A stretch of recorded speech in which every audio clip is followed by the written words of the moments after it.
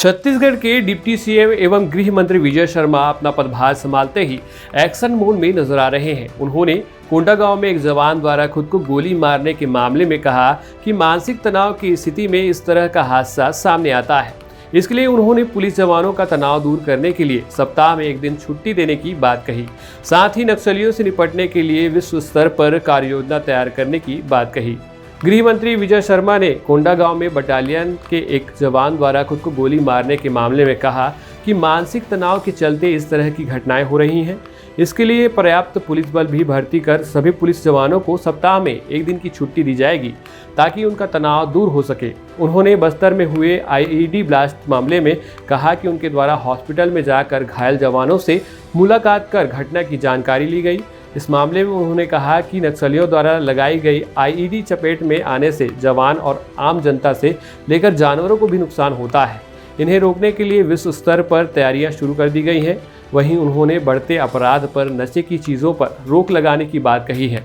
उन्होंने कहा कि अन्य राज्य से कई तरह के नशे का सामान लाया जा रहा है, जिसे रोकने के लिए नशा उन्मूलन सेल का गठन किया जा रहा है। इसके लिए उनके द्वारा वरिष्ठ पुलिस अधिकारियों की बैठक भी ली गई है। पुलिस के मॉडर्नाइजेशन के लिए, सिक्योरिटी के लिए मैं भी कुछ दिन पहले नारायण हॉस्पिटल गया था। मैं आपके माध्यम से ये बताना चाहता हूँ, मैं 6 लोगों से मिला। आईईडी लगा कर रखे हैं रास्तों पर और उसके ब्लास्ट होने से पैर कटा है। 25 साल के लड़के का पैर कटा है। अब आईईडी से जवान ही नहीं खत्म हो रहे। मैंने विभाग से रिपोर्ट भी मांगा है कि कितने सिविलियंस इसमें ख़त्म हुए हैं। तो वो भी आते जाते हैं उसी रास्ते से, उसी आईईडी पर पैर पड़ता है, वो भी हताहत होते हैं। उनको तो और ये है कि चिकित्सा सुविधाओं में थोड़ी परेशानी भी उठानी पड़ जाती।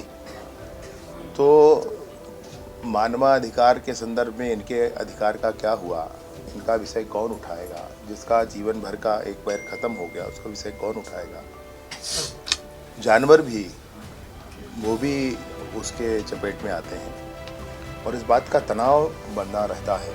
तो सिक्योरिटी के लिए अधिकतम वर्ल्ड लेवल का जो हो सके, मॉडर्नाइजेशन के लिए वर्ल्ड लेवल का जो हो सके, और इनमें तनाव को कम करने के लिए व्यक्तिगत कोई बहुत मसला हो तो अलग बात है, अन्यथा अधिकतम जो कुछ हो सके, विशेष रूप से आवास की, व्यक्तिगत निजी आवास की उनकी व्यवस्था, उसके लिए सरकार के माध्यम से मैंने माननीय मुख्यमंत्री जी से आग्रह किया है।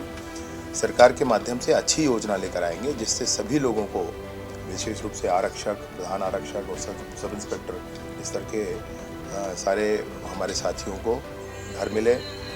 आरक्षक, प्रधान आरक्षक और सब इंस्पेक्टर के घरों में जो मेरी माताएं बहनें हैं, उनके मन में अपने घर के प्रति बड़ी उम्मीद होती है, वो उम्मीद पूरी हो। ये सरकार, ये विभाग ऐसा काम ज़रूर करेगी और इन सब का परिणाम ऐसा होगा, मैं सोचता हूँ कि जो दुर्घटना हुई वो ना। मैंने सबसे आग्रह किया है, बड़े अधिकारी थे सारे, और उनसे मैंने ये स्पष्ट कहा है कि जो दर्द मैंने देखा है नारायण हॉस्पिटल और अन्य स्थानों पर जाकर के, तो दर्द शारीरिक भी है और परिवार का भी बड़ा दर्द है। इस दर्द का हिसाब तो लेना होगा ना, ऐसे नहीं छोड़ा जा सकता। इस दर्द का हिसाब लिया जाएगा। और नशा है जिसके कारण अपराध होता है, तो नशे में एक अलग, नशे के लिए उन्मूलन के लिए एक अलग सेल बनाया जाएगा और ताकत से काम करेगी पुलिस।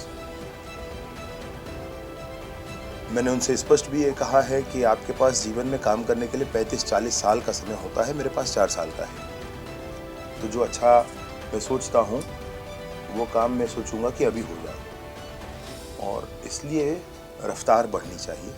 ऐसे ही खबरों को देखने के लिए जुड़े रहे स्वरमय टाइम्स के साथ। मैं था आपके साथ नारायण पांडे। हमारे चैनल को सब्सक्राइब करें और वीडियो को लाइक करें।